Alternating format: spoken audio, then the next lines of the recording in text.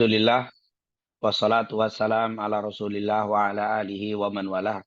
Rabbi shrah li sadri wa yassir li amri wa hlul 'uqdatam min lisani yafqahu qawli. Subhanaka la ilma lana illa ma 'allamtana innaka antal alimul hakim. Amma ba'd. Segala puja dan puji kehadirat Allah, salawat serta salam kepada junjungan kita Nabi Muhammad sallallahu alaihi wasallam, para keluarga, sahabat, tabi'in, serta seluruh umatnya selalu beristiqamah mengikuti sunnah-sunnahnya hingga yaumul kiamah. Alhamdulillah pada pagi hari ini kembali kita dapat bersilaturahim walau melalui Zoom untuk bersama-sama mempelajari dan membahas hadis-hadis Nabi Muhammad SAW yang terdapat dalam kitab Arba'in Nawawiyah. Semoga apa yang kita lakukan ini mendapatkan keberkahan dan keridhaan dari Allah Subhanahu wa taala. Amin ya rabbal alamin. Di kesempatan pagi hari ini kita akan melanjutkan pembacaan kita dari kitab Arba'in di hadis yang ke-14. Hadis yang diriwayatkan oleh Al-Imam Al-Bukhari dan Imam Muslim dari Abdullah ibn Mas'ud. Dikatakan di situ, qala al-muallif rahimahumullah wa nafa'ana bi fid dharain amin. An ibni Mas'udin radhiyallahu anhu qala Rasulullah sallallahu alaihi wasallam la yahillu dami imri'in muslimin yashhadu an la ilaha illallah wa anni rasulullah illa bi ihdath thalath as-sayyib az-zani wa nafsu bin nafsi wa tarik lidinihi al-mufariqun bil jamaah. Rawahu al-Imam Al-Bukhari dan Muslim. Hadis yang sangat singkat dan sebenarnya pembahasan hadis ini pun mungkin kita sudah banyak kenal atau banyak tahu, banyak mendengar tentang hadis ini. Tapi untuk mengikuti rutinitas kita tetap kita baca ini hadis. Yaitu hadis yang pertama di situ dikatakan Ani bin Mas'ud dari Abdullah bin Mas'ud. Tentunya Abdullah bin Mas'ud ini sudah sering kita bahas. Beliau seorang sahabat Nabi yang termasuk minas sabiqin al-awwalin, termasuk sahabat yang mula-mula masuk Islam. Ada yang mengatakan beliau masuk Islam itu orang yang keenam, ada yang mengatakan orang yang ketujuh. Jadi termasuk betul-betul minal awail, dari orang-orang yang mula-mula masuk Islam. Ada yang mengatakan beliau masuk Islam saat mengucapkan 2 kalimat syahadat, beliau orang yang keenam. Ada yang bilang beliau itu orang yang ketujuh yang masuk Islam. Beliau masuk Islam dari usia muda. Dikatakan sebab masuk Islamnya beliau itu, beliau langsung melihat mukjizatnya Nabi. Waktu itu Nabi sedang berkunjung ke suku Hudzail dan ketika di perjalanan beliau bertemu dengan seorang pemuda yang sedang mengembala kambing. Pemuda itu adalah Abdullah bin Mas'ud Al-Hudhali. Waktu itu Rasulullah meminta kepada Abdullah bin Mas'ud, ada nggak susu untuk kami minum? Karena waktu itu Rasulullah dan sahabatnya Abu Bakar sedang mengalami kehausan atau aus dan minta susu, tapi si pemuda itu bilang ini bukan susu atau ini bukan kambing saya hanya mengembalakannya dan tidak berhak untuk memberikan susu kambing ini kepada Anda. Lalu Nabi minta kepada Abdullah bin Mas'ud, tolong datangkan kepadaku, bawakan kambing yang masih muda yang belum disentuh oleh kambing jantan yang tidak mungkin mempunyai susu, tidak mungkin keluar ASI karena belum disentuh sama sekali dan masih kecil itu kambing. Maka Abdullah bin Mas'ud membawakan kambing betina yang kecil yang belum disentuh sama sekali sama kambing jantan. Maka saat itu Rasulullah memegang kambing muda tadi, yang betina tadi, tidak berapa lama tiba-tiba air susunya penuh dan Rasulullah bisa mengambil air susu kambing betina tadi yang sangat-sangat mustahil bisa keluar ASI atau keluar air susunya.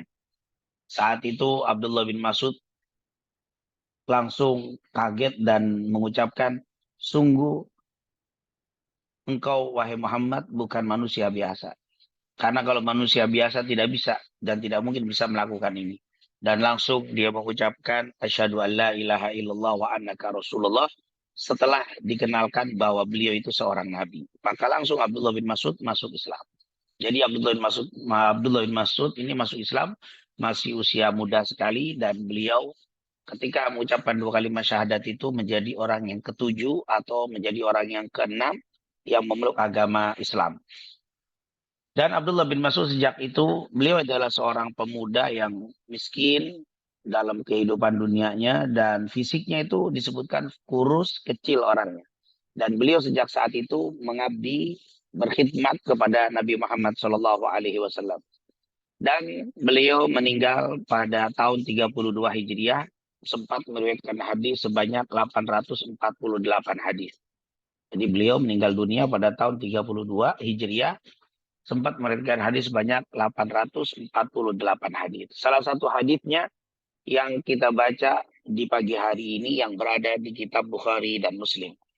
Apa kata Abdullah bin Mas'ud? Qala Rasulullah sallallahu alaihi wasallam. Rasulullah SAW pernah bersabda, la yahillu, tidak halal, damu mri'im muslimin, darah seorang muslim, yashhadu an la ilaha illallah wa anni rasulullah, yang telah bersyahadat bahwa tidak ada Tuhan kecuali Allah dan Nabi Muhammad utusan Allah.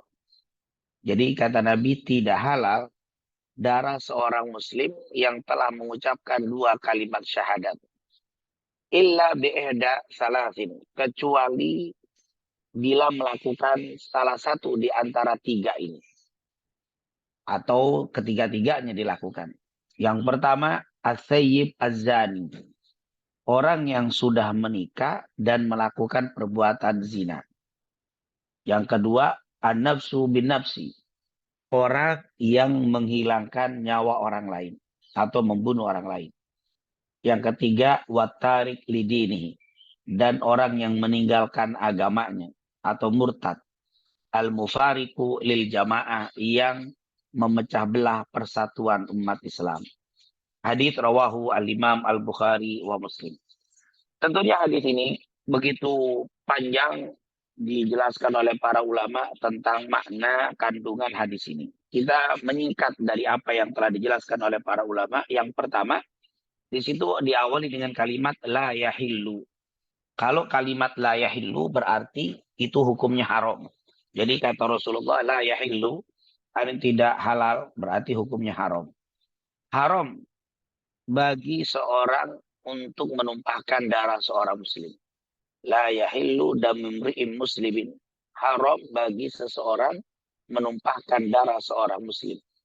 Jadi keharaman menumpahkan darah ini, baik menumpahkan darah dalam artian sampai membunuh, atau menumpahkan darah dalam artian membuat luka. Tentunya kata para ulama sepakat, melukai seorang muslim itu haram. Tetapi yang dimaksud di dalam hadis ini, tidak halal menumpahkan darah seorang muslim, maksudnya membunuh. Artinya haram membunuh seorang muslim. Siapa? Yashhadu an la ilaha illallah wa anni rasulullah, yang telah bersyahadat bahwa tidak ada Tuhan kecuali Allah dan Nabi Muhammad utusan Allah. Ini hukumnya haram. Dan tentunya keharaman membunuh seorang muslim itu sepakat seluruh ulama termasuk minal kabair, termasuk dosa besar. Jadi di antara dosa-dosa besar adalah membunuh seorang muslim. Bahkan Rasulullah pernah mengatakan, seandainya kita atau seseorang disuruh memilih untuk membunuh atau menumpahkan darah seorang muslim, seorang muslim, atau menghancurkan Ka'bah. Artinya dikasih 2 pilihan. Menghancurkan Ka'bah, selamatkan jiwa seorang muslim, atau bunuh seorang muslim, selamatkan Ka'bah. Maka kata Nabi, pilihlah dengan hancurkan Ka'bah itu, selamatkan jiwa seorang muslim. Artinya kehormatan jiwa seorang muslim lebih dibanding kehormatan Ka'bah al-Mukarramah. Ka'bah yang luar biasa itu kalah kehormatannya dengan jiwa seorang muslim.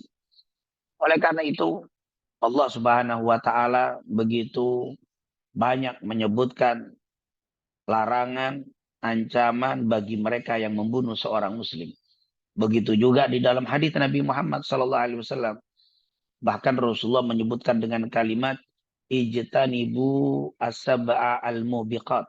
Hati-hati terhadap 7 perkara yang bisa menghancurkan. Artinya siapa? Salah satunya adalah membunuh. Artinya membunuh seorang muslim ini merupakan dosa yang sangat-sangat besar sekali. Disebutkan di dalam Al-Quran, di dalam hadis Rasulullah, dan ancamannya begitu berat. Tapi sayangnya di dalam hadis Rasulullah SAW pernah mengatakan, la taqumus sa'ah, tidak akan terjadi hari kiamat, tidak akan terjadi hari kiamat sampai kasratu qatlin nafs, sampai akan terjadi banyak membunuh jiwa. Artinya sampai terjadi banyak pembunuhan. Jadi Rasulullah SAW sudah mengatakan tidak akan terjadi hari kiamat sampai banyaknya terjadi pembunuhan. Bahkan di dalam hadis tentang asratus sa'ah, nanti akan banyak orang yang membunuh orang lain. Ketika ditanya, kenapa Anda membunuh? Kadang tidak tahu alasan kenapa dia harus membunuh.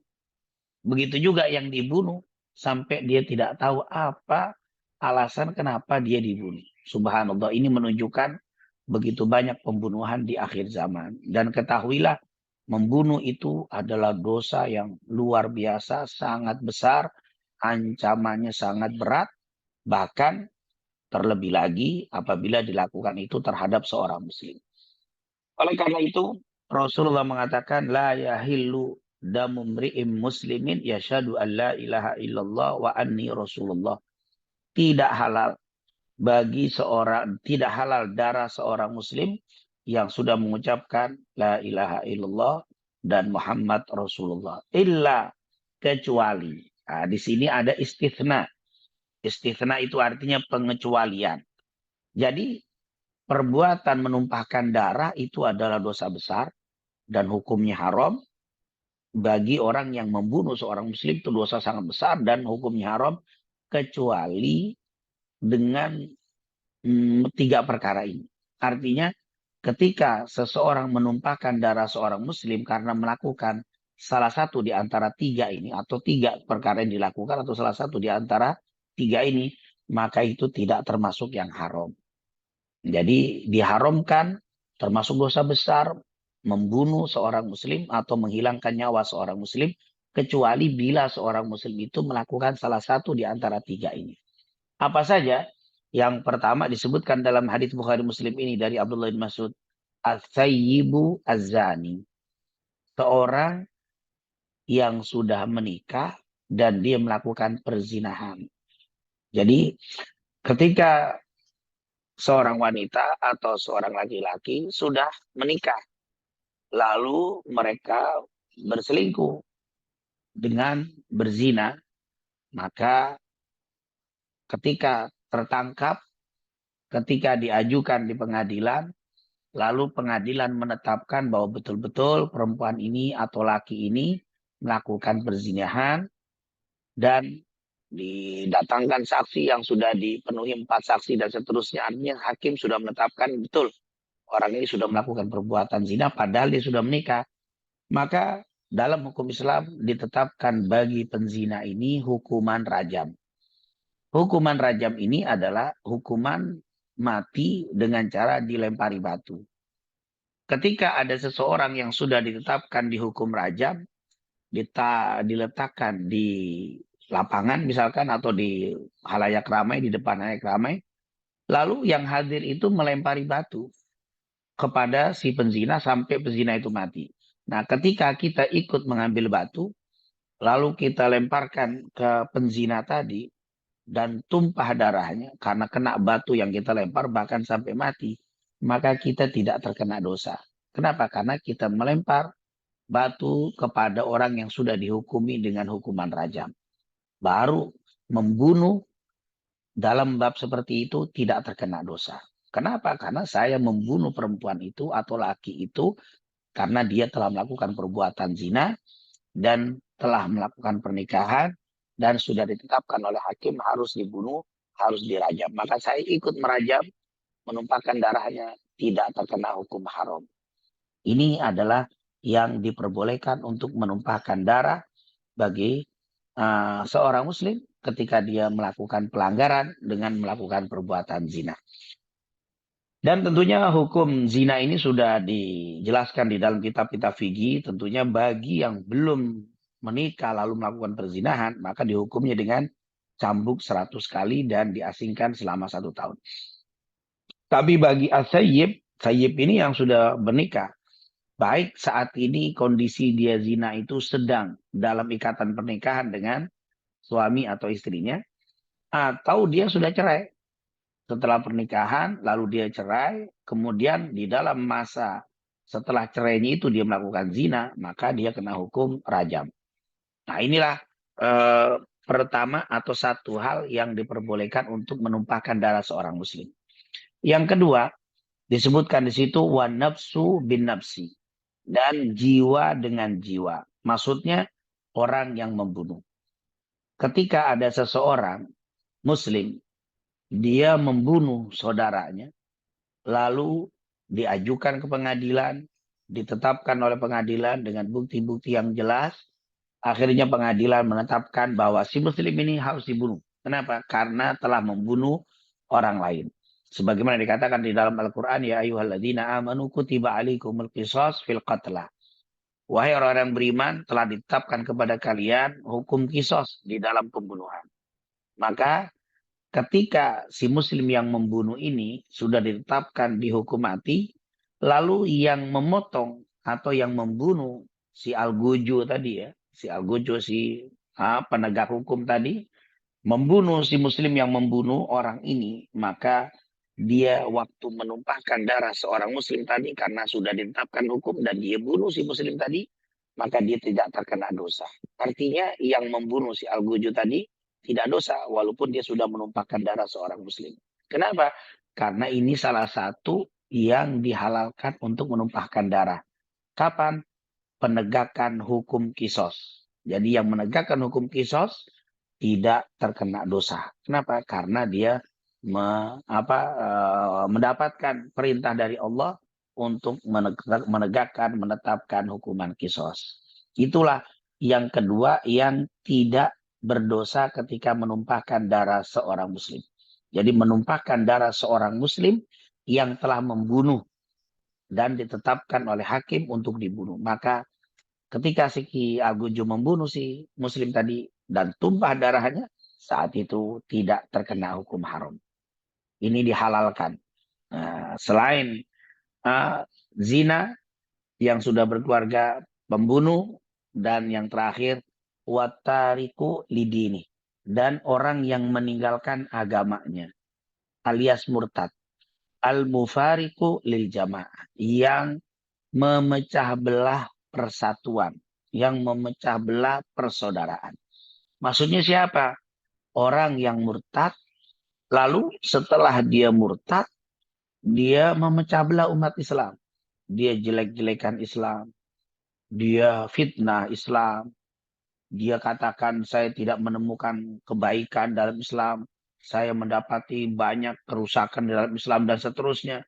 Dengan dia mengungkap atau dengan dia keluar dari Islam, lalu dia berbicara dan mengatakan hal seperti itu, tentunya membuat goyang orang-orang Islam yang baru keislamannya, orang-orang yang baru mengenal Islam, orang yang tidak mengenal Islam menjadi goyang. Dan menambah mantap orang-orang yang tidak masuk Islam. Ketika orang kafir mendengar ungkapan-ungkapan itu, akhirnya semakin mantap bahwa Islam itu tidak baik, Islam itu banyak kekurangan dan seterusnya. Yang model seperti ini, orang yang murtad seperti ini, maka di dalam hadis dihalalkan untuk ditumpahkan darahnya. Artinya dibunuh. Tapi tetap dibunuhnya pun lewat persidangan, lewat hakim. Setelah murtad yang model begini dibawa ke persidangan, lalu persidangan melihat ini orang sudah layak untuk ditetapkan hukum mati, lalu dikisos.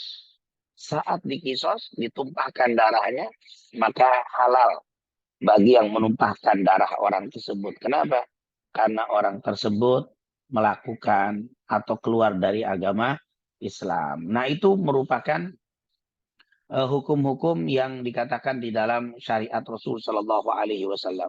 Dan hukum-hukum ini merupakan hukum yang telah ditetapkan di dalam Al-Quran.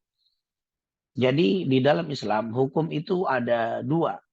Yang pertama hukum yang sudah langsung ditetapkan di dalam Al-Quran. Ada hukum yang hanya berdasarkan takzir. Takzir ini hukuman yang ditetapkan kepada pelanggar hukum, tetapi hukuman itu tidak dijelaskan batasan dan caranya di dalam Al-Quran. Ini hak daripada si hakim.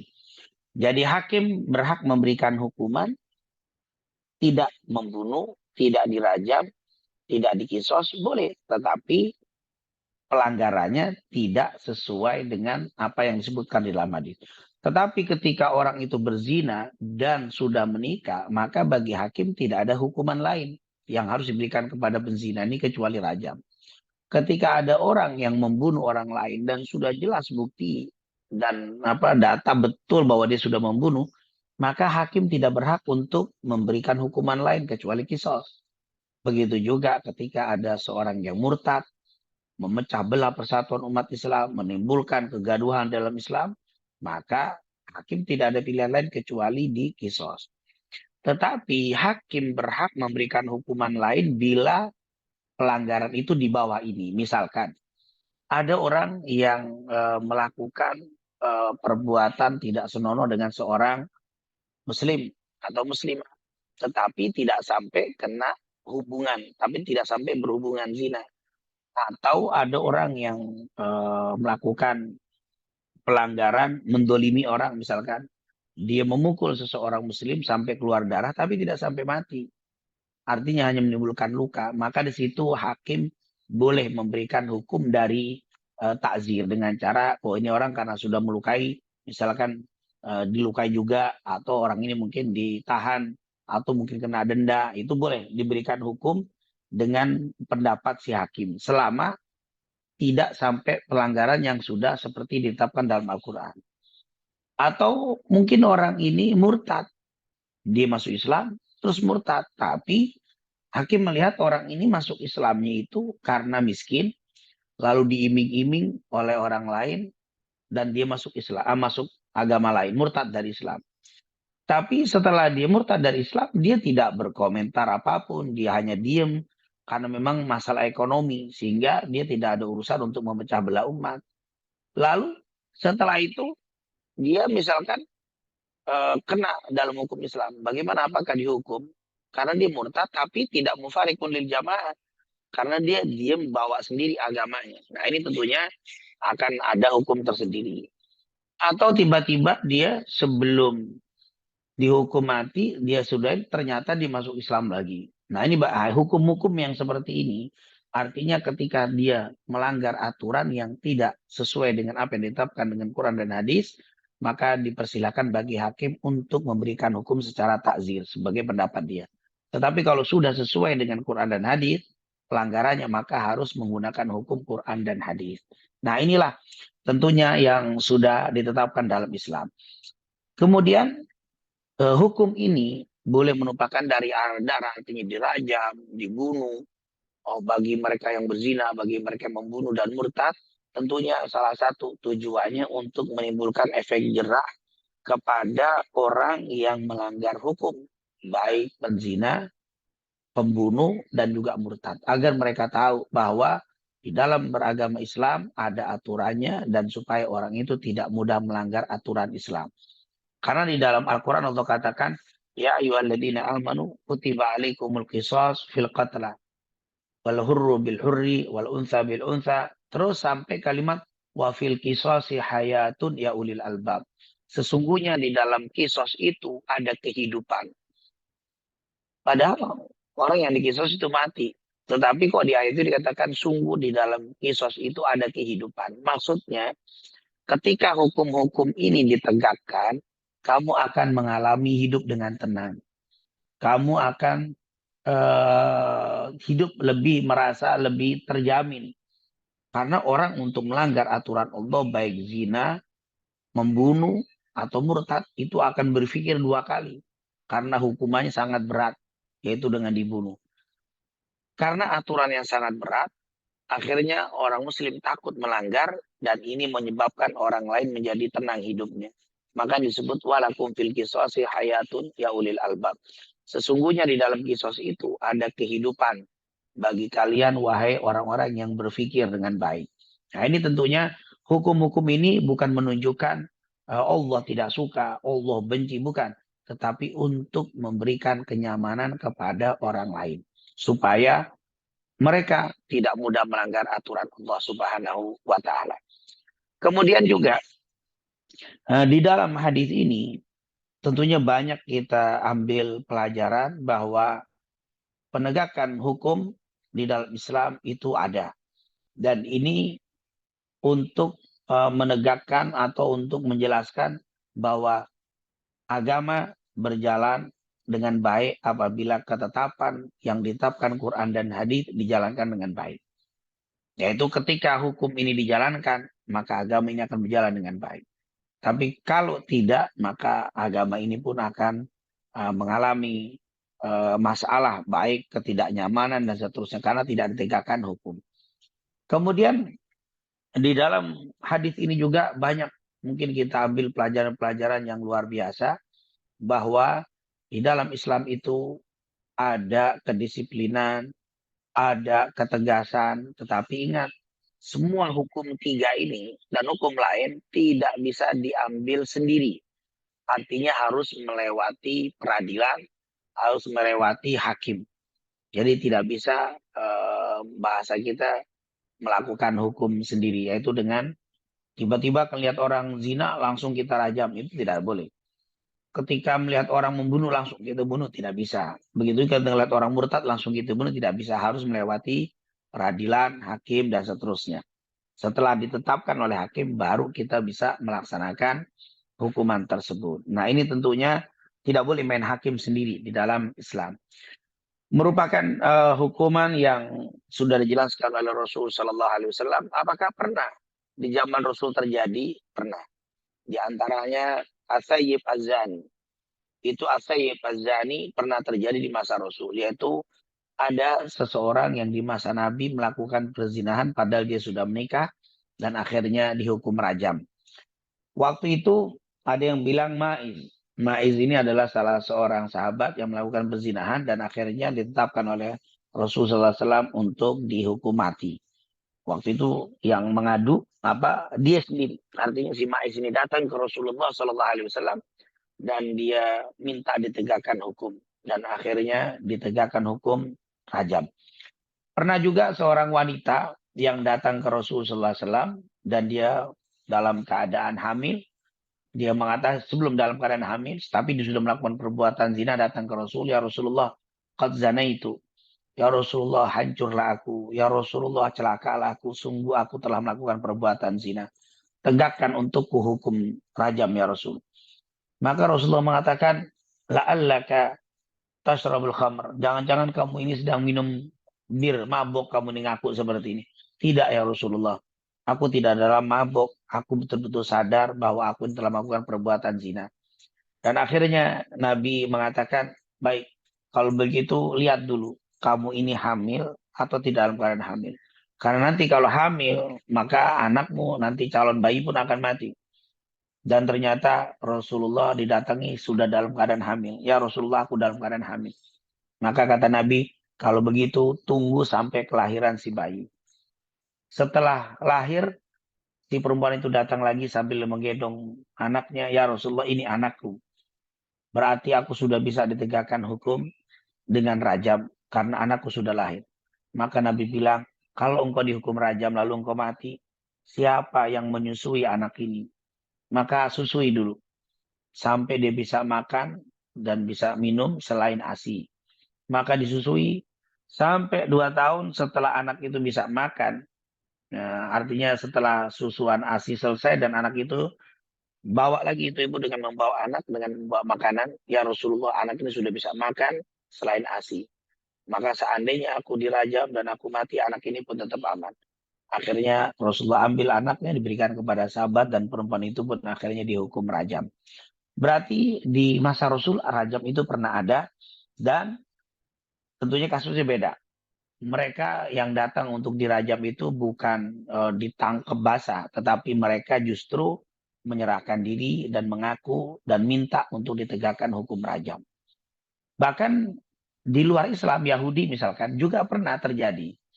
Waktu itu di suku Yahudi yang ada di Madinah, datang ke Rasulullah dan dikatakan bahwa ini adalah melakukan perbuatan zina. Rasulullah tanya, si penzina ini, si Yahudi ini, apakah dia sudah menikah? Kata si Yahudi bilang, iya, saya sudah menikah dan orang yang sudah menikah, dia melakukan perbuatan zina.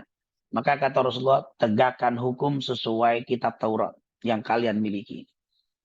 Maka ulama Yahudi mengatakan, ya Rasulullah, si penzina ini cukup dipukul 100 kali, diasingkan setahun.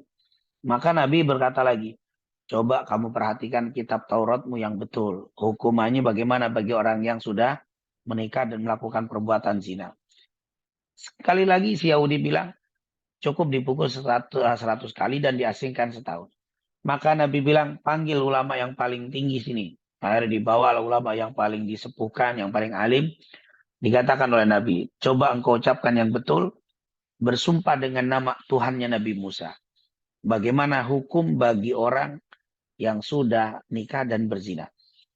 Maka ketika disebut bersumpah dengan Tuhannya Nabi Musa, si Yahudi ini ada takut dan langsung mengatakan dirajam ya Muhammad, dirajam wahai Abul Qasim. Di dalam kitab Yahudi, dalam kitab Taurat, wanita atau laki-laki yang sudah menikah dan melakukan zina hukumnya rajam. Maka Nabi bilang rajamlah orang yang berzina itu. Ternyata rajam itu bukan hanya hukum Al-Quran, tapi juga hukum kitab Taurat yang ditunggang kepada Nabi Musa. Dan kitab Taurat ini berjalan hukumnya berlaku untuk pengikut Nabi Isa dan Nabi Daud. Artinya orang-orang Bani Israel dulu hukumnya sama dengan hukum Al-Quran. Adapun kisos, apakah pernah terjadi di masa Rasul? Pernah juga kisos di masa Nabi Muhammad SAW. Sementara bagaimana dengan orang murtad? Juga pernah. Murtad bahkan di zaman Abu Bakar As-Siddiq radhiyallahu an, ketika Rasulullah meninggal dunia, Abu Bakar menjadi khalifah. Saat menjadi khalifah, itu ada yang murtad. Di antara kemurtadan mereka, mereka meyakini zakat itu tidak wajib lagi dibayar setelah wafatnya Nabi. Maka Abu Bakar mengatakan, kita perangi mani'uz zakat. Yang tidak mau bayar zakat, kita perangi. Dan Umar bin Khattab protes waktu itu. Wahai Abu Bakar, apakah engkau akan membunuh seseorang yang sudah mengucapkan 2 kalimat syahadat hanya karena tidak bayar zakat? Apa kata Abu Bakar Siddiq? Wahai Umar, lau mana'uni iqalan. Seandainya mereka tidak mau bayar harta yang sedikit walaupun sebesar iqal. Artinya kalau dulu mereka meyakini bayar zakat di masa Rasul dan sekarang mereka tidak mau bayar zakat, mengingkari zakat yang dibayar di masa Rasul, maka aku akan perangi mereka dan mereka sudah murtad keluar dari Islam. Dan akhirnya Umar bin Khattab setuju dengan pendapat Abu Bakar dan akhirnya diperangilah yaitu orang-orang yang tidak bayar zakat dan murtad. Jadi justru orang murtad itu dibunuh, diperangi oleh Abu Bakar As-Siddiq. Nah inilah tentunya hadis yang bisa kita bahas dari hadis Bukhari Muslim, riwayat Abdullah bin Mas'ud, tidak halal darah seorang muslim yang sudah mengucapkan 2 kalimat syahadat kecuali melakukan satu di antara 3. Yang pertama, orang yang sudah menikah dan melakukan perbuatan zina. Yang kedua adalah orang yang membunuh. Dan yang ketiga orang yang murtad memecah belah umat Nabi Muhammad SAW. Itu mungkin yang bisa saya sampaikan di kesempatan pagi hari ini. Membahas hadis yang ke-14 dari kitab Arba'in An-Nawawiyah. Semoga pembahasan yang singkat ini mendapatkan keberkahan dan keridhaan dari Allah Subhanahu wa Ta'ala. Mungkin silakan Ustaz Siddiq, mungkin kalau ada pertanyaan dipersilakan. Baik Ustadz, terima kasih Ustadz atas penjelasan dan materi yang disampaikan. Mungkin izin Ustadz sebelum dari pertanyaan para jamaah ya, izin menyampaikan satu pertanyaan Ustadz. Terkait tadi ya, ada 3 hal yang terkait dengan diharamkan gitu, terkait dengan membunuh, kemudian terkait dengan zina, satu lagi terkait dengan murtad. Kalau kita lihat Ustadz, mungkin sebagian orang gitu ya, baik yang muslim ataupun tidak muslim kan melihat ketika ada hukum tersebut itu kan di luar batas kemanusiaan Ustadz ya. Lah kira-kira kami Ustadz sebagai orang awam gitu ya untuk menjelaskan seperti apa, karena kan mungkin kami juga akan ditanyakan juga gitu bagaimana hukum Islam bisa melakukan hal seperti itu gitu ketika ada yang zina dan sebagainya harus dibunuh gitu. Kira-kira apakah ada hikmahnya atau yang lainnya Ustadz terkait dengan hal tersebut Ustadz? Mungkin itu Ustadz. Terima kasih Ustadz. Iya, betul. Memang orang-orang yang tidak suka dengan Islam akan mengatakan itu perbuatan yang mungkin melampaui HAM atau terlalu keras, terlalu sadis, mungkin jangan membunuh ya.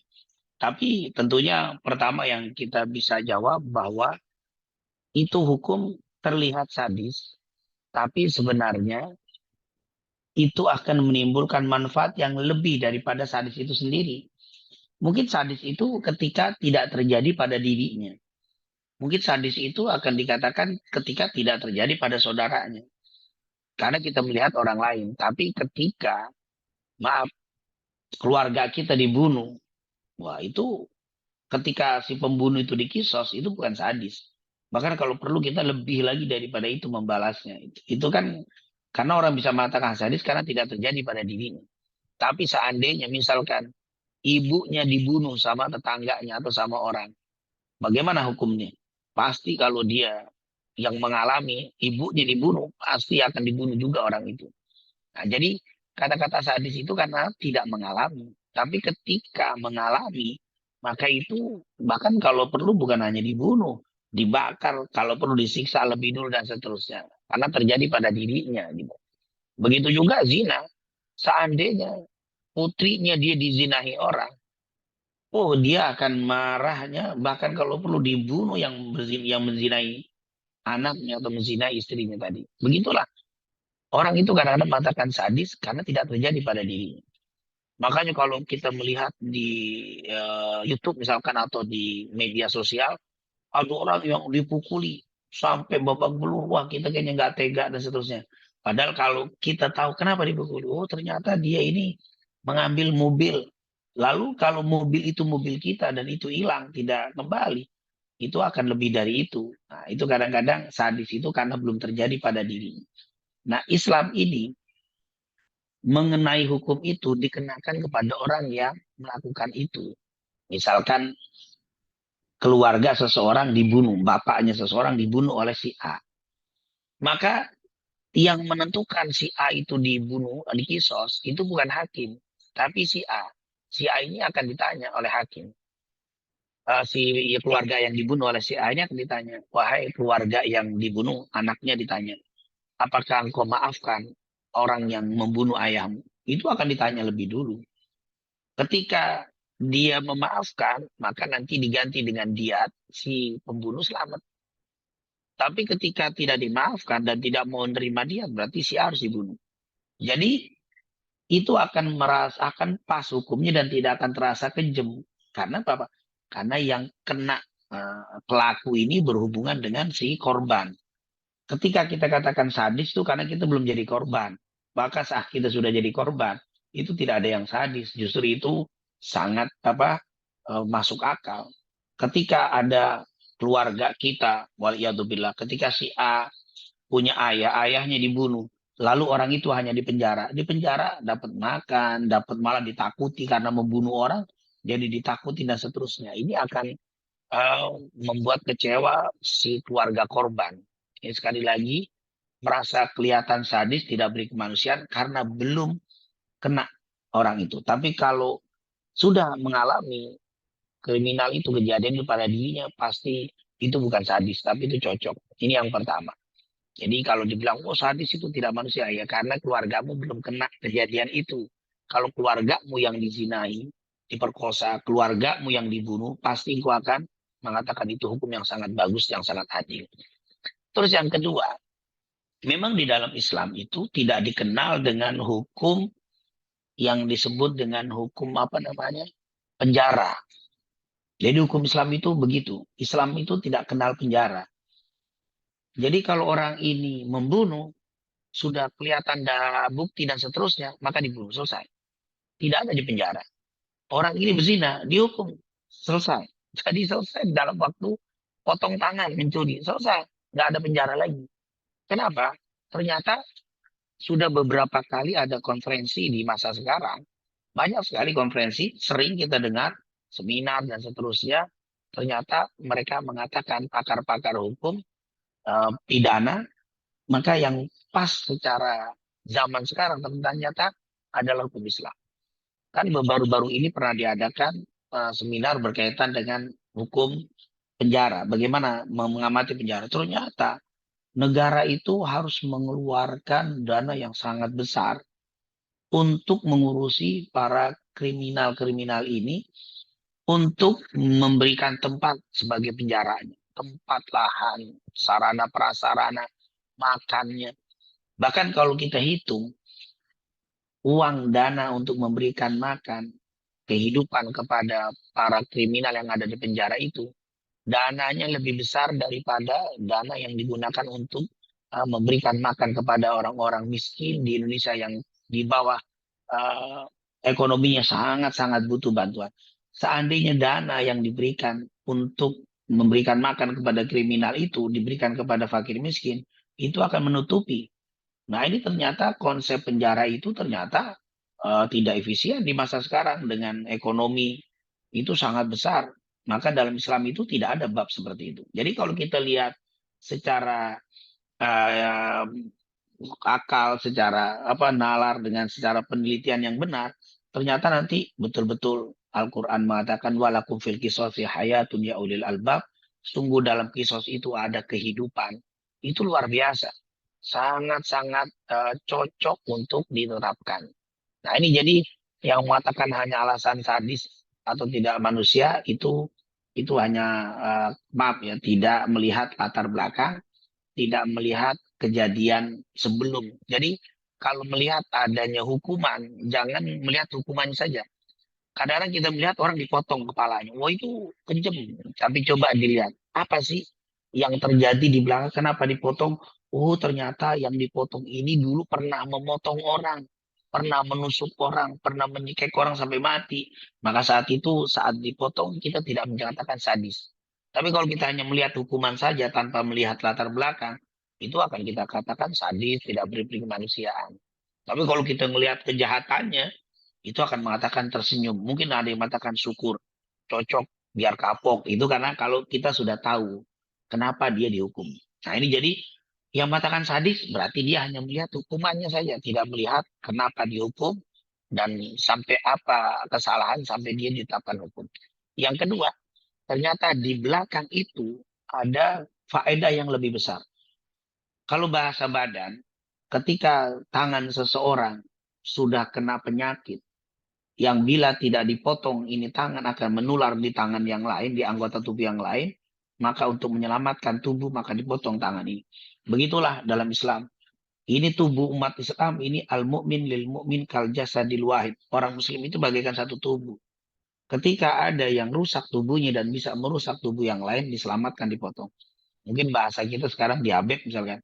Ketika dia berbahaya, jarinya ketika tidak dipotong ini akan merembet, dipotong.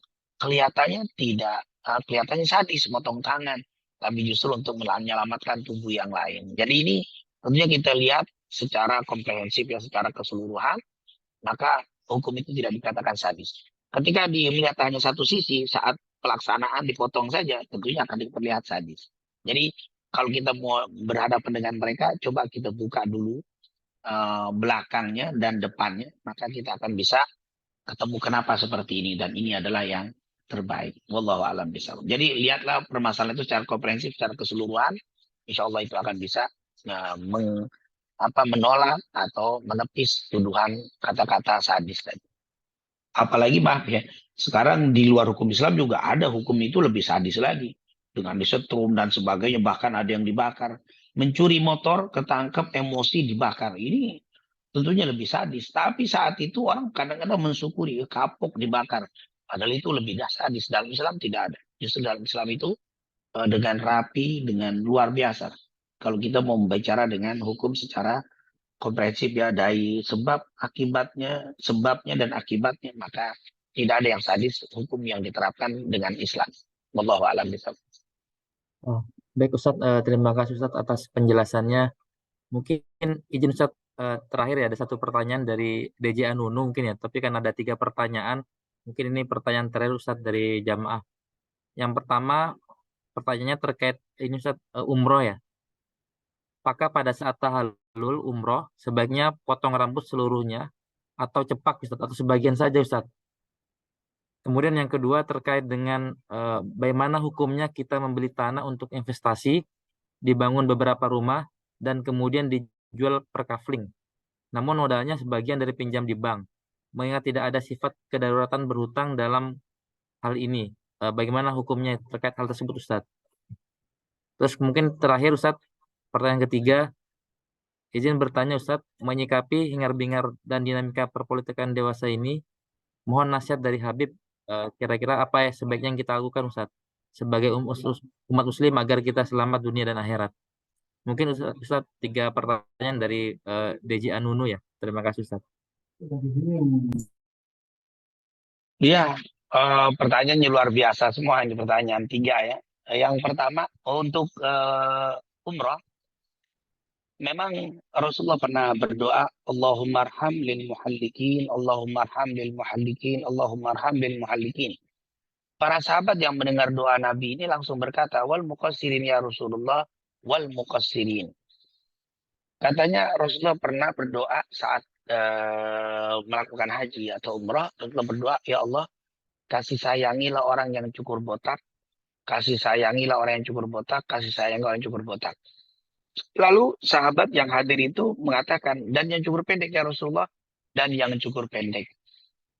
Berarti dari hadis ini diketahui sunnahnya bagi yang berhaji atau umroh saat tahallul muhallikin. Yaitu muhallikin ru'usahum, yaitu membotak atau mencukur botak, itu adalah sunnah. Dapat doa 3 kali dari Rasulullah SAW.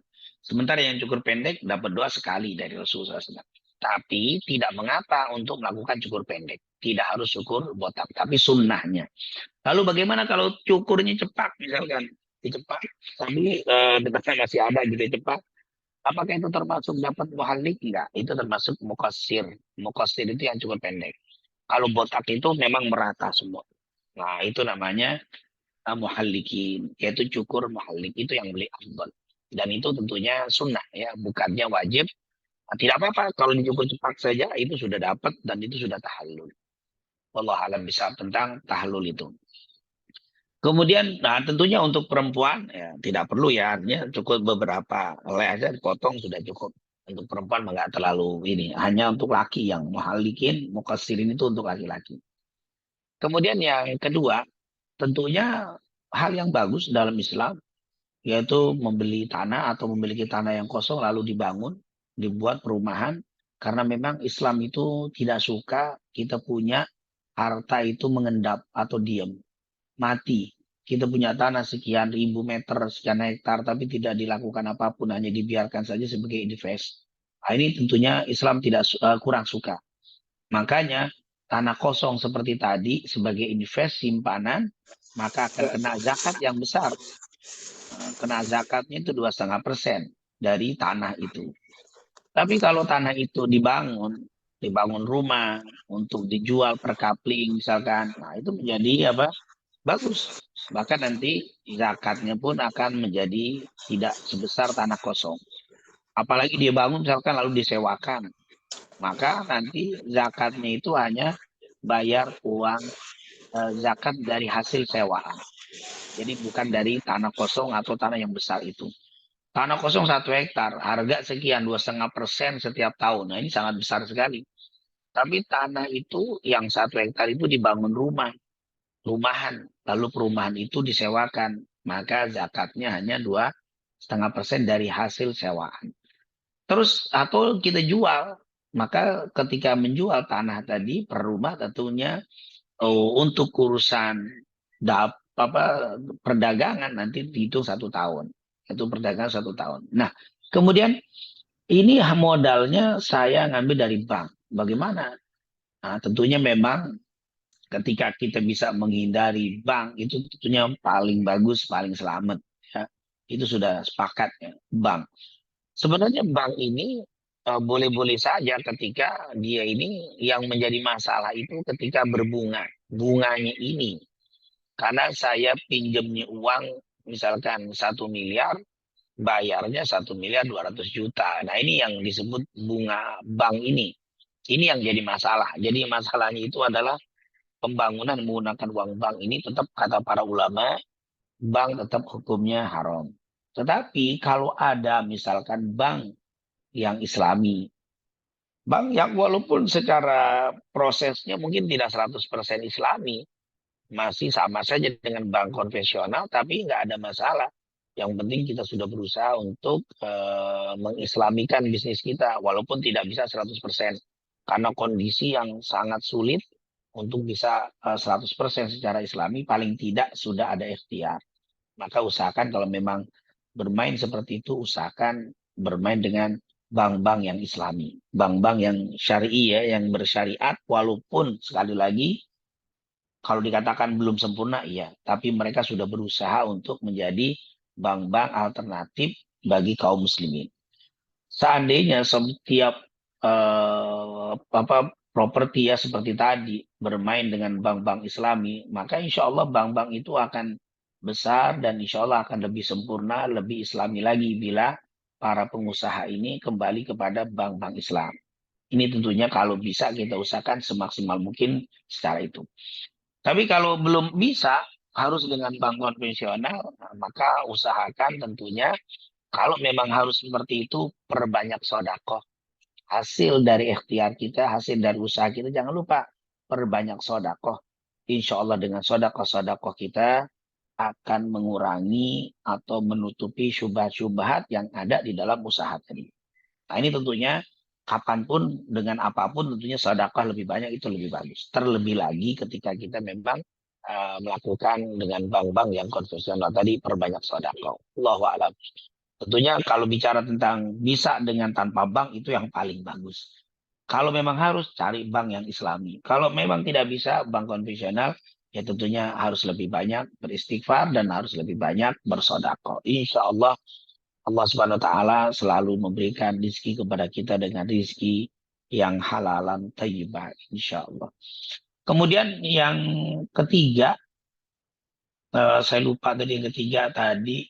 Izin Ustadz, terkait dengan nasihat Ustadz menghadapi perpolitikan ya. Oh Kira-kira iya, supaya selamat perpolitikan betul. sehat seperti apa sikapnya Iya. Ustadz? Ya, sebenarnya ada ulama Madinah dulu ada namanya Al-Habib Zain bin Smith bin Ibrahim. Itu memberikan kalau milih bab seperti ini pemimpin tentunya kita memilih itu yang pertama karena Allah, bukan karena dunia. Artinya kita memilih yang bisa memberikan manfaat akhirat. Jadi jangan hanya siapa yang mampu membayar saya atau dapat apa saya kalau dia menjadi penguasa. Ini tidak boleh. Orang yang memilih karena dunia, baik karena dikasih sesaat, atau imbas kalau menang akan dapat tender dan seterusnya, dia pilih orang itu karena dapat urusan dunia, maka Allah murka. Dikatakan di dalam hadis salah satu la yukallimuhumullah yaumal qiyamah wa la yuzakkihim wa lahum adzabun alim.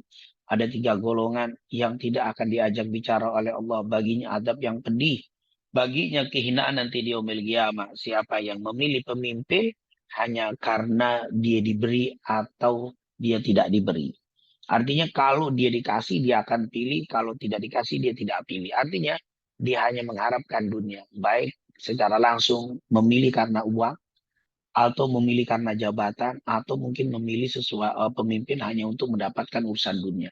Maka ini adalah akan dicela oleh Allah Subhanahu wa taala. Jadi yang pertama, pilihlah pemimpin itu karena Allah, bukan karena dunia. Dalam artian kalau saya memilih pemimpin ini karena Allah. Karena Allah dalam artian bagaimana? Orangnya itu soleh, orangnya itu baik, dan akan menimbulkan kebaikan dalam agama. Bukan karena dapat berapa. Kata orang sekarang, wani piro bayar saya. Itu ya ini tentunya karena dunianya. Hati-hati memilih pemimpin jangan sampai karena dunia, ini yang pertama. Kemudian untuk yang kedua, yaitu jangan sampai memutuskan persaudaraan muslim dengan muslim. Walaupun berbeda. Saya berbeda dengan Anda, tapi kita adalah bersaudara. Kita adalah muslim. Perbedaan itu jangan sampai menyebabkan pecahnya umat Islam.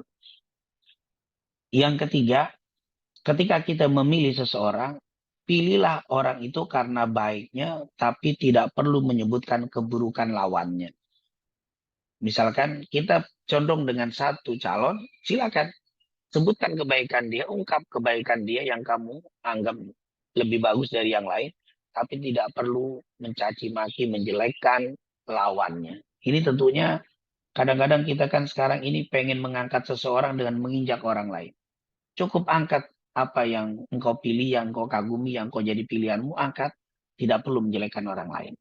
Nah, mungkin yang terakhir, siapa sih yang layak untuk kita pilih? Sebenarnya ulama sudah mengatakan ada 3 S yang perlu kita lihat, kata para ulama. Disebut yang pertama siratu, yang pertama saya katakan sariratuhu wasiratuhu wasuratuhu. Atau bisa gak surah sirah sarirah katanya. Apa sih surah sirah sarirah atau sarirah sirah surah? Itu S semua ya, sin ya, pakai sin. Suratuhu pakai surat suratuhu siratuhu sariratuhu. Surah itu artinya bentuk. Jadi memang di dalam Islam kalau milih pemimpin juga salah satunya adalah wajahnya, tampannya. Itu ada pilihan dalam Islam. Ma ba'atsallahu nabiyyan illa hasanal wajh wa hasanal saut. Rasulullah mengatakan tidak pernah Allah mengutus seorang nabi dan rasul kecuali wajahnya tampan. Jadi ketampanan itu juga surah namanya. Surah itu bentuknya. Badan, fisik itu juga menjadi patokan surah. Allah tidak pernah mengutus seorang nabi kecuali tampan, ganteng, sempurna badan. Jangan yang sakit, jangan yang kurang sempurna, nanti itu akan mempengaruhi juga. Terus di dalam sejarah Rasulullah itu tidak pernah mengutus utusan. Waktu itu kan Rasulullah pernah membuat perjanjian Hudaybiyah. Lalu Rasulullah mengirim surat ke raja-raja. Orang yang membawa suratnya Nabi, delegasi Nabi, itu orang yang tampan-tampan yang diambil oleh Rasul. Yang badannya perfect, yang bagus untuk menjadi delegasi. Kenapa? Karena itu akan mempunyai pengaruh. Ketika dia datang ke negeri orang, dia akan diperhatikan dengan keadaan kondisi yang bagus. Ini surah namanya itu ya, pakai shot ya, maaf, bukan pakai shot. Suratuhu, perhatikan surahnya. Ini juga ada nilai. Yang kedua, siratuhu, sin, sirah. Apa itu sirah? Perjalanan hidup, rekam jejak, apa yang sudah dilakukan sebelumnya. Itu namanya sirah. Jadi jangan hanya lihat wajah saja, jangan hanya lihat fisik, tapi sirahnya bagaimana? Sejarah hidupnya bagaimana? Dari mulai bukan saat ini, tapi jauh sebelumnya. Kita lihat rekam jejaknya, apa yang dilakukan, apa yang belum dilakukan, sejarah hidupnya bagaimana. Itu namanya sirah. Jadi ini kita bisa nilai sendiri. Kita tidak perlu pusing, kita tidak perlu coba lihat surah, coba lihat sirah. Nah, yang ketiganya baru sariratuhu. Bagaimana ibadahnya saat kesendiriannya. Ibadahnya di dalam, bagaimana sikap di dalam rumah tangganya. Bagaimana bersikap dengan istrinya. Bagaimana bersikap dengan anaknya. Bagaimana bersikap beribadah di dalam kesendiriannya. Namanya sariro. Atau bahasa kita ketakwaan. Jadi ada 3. Surah, bentuk, siro, sejarah hidupnya. Surah apa sariro, ketakwaannya kepada Allah. Yaitu hablum minallahnya, hablum minan nas, dan fisik. Itu adalah yang gampang untuk kita bisa ikuti. Makanya nanti lihat ulama pasti akan melihat surah, sirah, sarirah. Itu yang bukan hanya pemimpin negara, bahkan pemimpin rumah tangga, seorang istri ketika mau cari pemimpin rumah tangga, pasti yang dilihat adalah surah, sirah, sarirah. Surah bentuknya, sirah sejarah hidupnya, rekam jejaknya bagaimana, perilakunya sebelumnya bagus apa tidak, bukan saat itu, tapi sebelumnya, namanya sirah. Yang ketiga sarirah, bagaimana perilaku hubungan dia dengan Allah di saat sendirinya, berzikir, baca Quran. Itu namanya sarirah, hubungan yang sembunyi yang dia dengan Allah Subhanahu wa taala.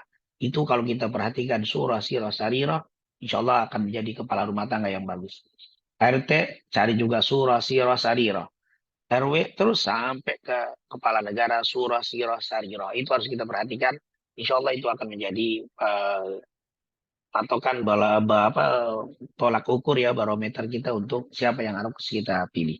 Dan hargai pilihan orang lain, tidak harus sama dengan kita.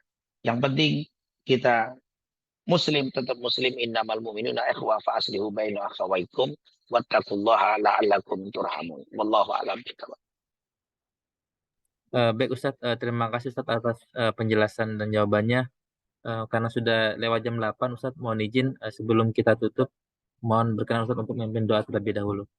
Pada Ustaz kami persilakan. Baik, itu saja mungkin yang bisa kita sampaikan. Sekali lagi, walaupun singkat, pembahasan hadis kita yang ke-14, semoga mendapatkan keberkahan dan keridhaan dari Allah Subhanahu wa taala. Dan juga pembahasan ini, kajian ini juga menjadi doa untuk kita semuanya agar selalu mendapatkan taufik hidayah dari Allah Subhanahu wa taala.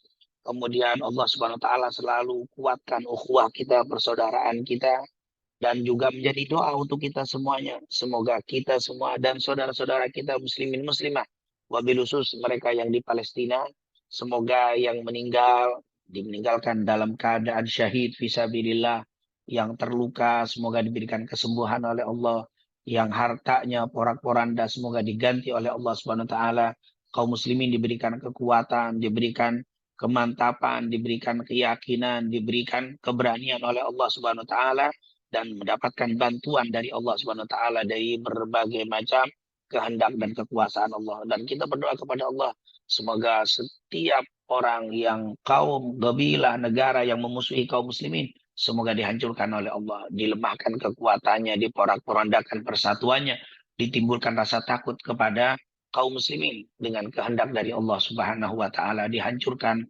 kaum Zionis Israel yang telah mendolimi kaum muslimin. Amin. Ya Rabbal Alamin, Rabbana taqabbal minna innaka antas samil alim wa tub alaina innaka antat tawwabur rahim. Allahumma inna nas'aluka ilman nafi'an wa rizqan tayyiban wa amalan salihan maghbula. Allahumma ansuril Islam wal muslimin. Allahumma ansuril Islam wal muslimin. Wa bil khusus ikhwanuna fi Palestin. Allahumma ansurhum. Allahumma syatta. Allahumma thabbit aqdamahum bi rahmatika ya arhamar rahimin. Allahumma ahlik a'da'aka wa a'da'ad din. Allahumma aslih man fi salahihi salahul mu'minin wa ahlik man fi halakihi salahul mu'minin bi rahmatika ya arhamar rahimin. Rabbana atina fid dunya hasanah wa fil akhirati hasanah wa qina adzabannar. Allahumma arham ummata sayyidina Muhammad. Allahumma astur ummata sayyidina Muhammad. Allahumma salli ummata Sayyidina Muhammad. Allahumma jibur ummata Sayyidina Muhammad. Allahumma ja'alna min khiyari ummati Sayyidina Muhammad. Wa sallallahu ala Sayyidina Muhammadin wa ala alihi wa sahbihi wasallam. Walhamdulillahi rabbil alamin. Mungkin itu yang bisa saya sampaikan. Lebih kurangnya saya mohon maaf. Assalamualaikum warahmatullahi wabarakatuh. Waalaikumsalam warahmatullahi wabarakatuh. Kepada Ustaz kami ucapkan terima kasih. Pada para jemaah kami ucapkan terima kasih. Kurang lebihnya kami mohon maaf. Wassalamualaikum warahmatullahi wabarakatuh.